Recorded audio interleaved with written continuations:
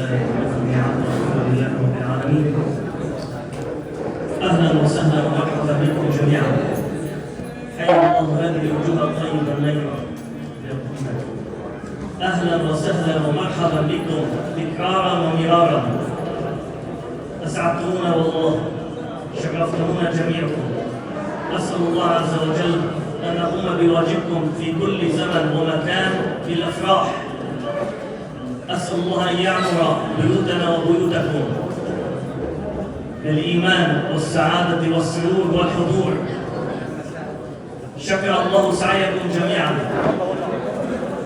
يعجز اللسان عن تقديم شكركم. بيننا وبين من حضرنا علماء أجلاء، شيوخ، فضلاء، مدراء، عرب وأتراك وغير جنسيات مختلفة أيضا موجودة هنا. وبيننا أيضا أو سيحضرنا بعد قليل إن شاء الله رجل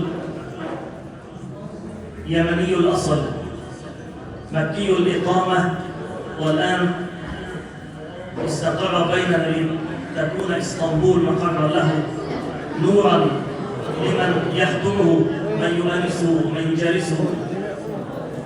الشيخ عمر الجيلاني إن شاء الله بعد قليل سيحضر، الرجل العالم المحدث الجليل، وبعض الثلة من العلماء الكبار سيحضرون بعد قليل إن شاء الله. نتشرف بهم ونتشرف بكم جميعا. نكرر شكرا لكم على جهودكم وسعيكم لهذا المكان. أسأل الله أن يحيي هذه الأخوات الطيبة وأن يبارككم جميعا وأن يعطيكم سبلكم وأن يقضي حوائجكم، فكل جاء بسعيه. فهذا من اسطنبول وهذا من بورصة وهذا من مرسين وهذا من عنتاب، وهناك أشخاص من أماكن أخرى بعيدة أيضا من خارج تركيا. أسأل الله عز وجل أن يشكر لكم هذا السعي الجليل المبارك المبرور. واعذرونا جميعا على صدر منا بعض التقصير والنسيان في الناس. نسأل عليكم جماعي بشكل عام. صفحنا الكل إن شاء الله، لكن من نسيناه سامحنا. نعود إلى الفرقة الطيبة. الشاب عبد الناصر حلاق بن عمتي اللزم، أفتح نظر بعيد، بيعرف ما يتكف على يسوي الشيخ بن عمتي.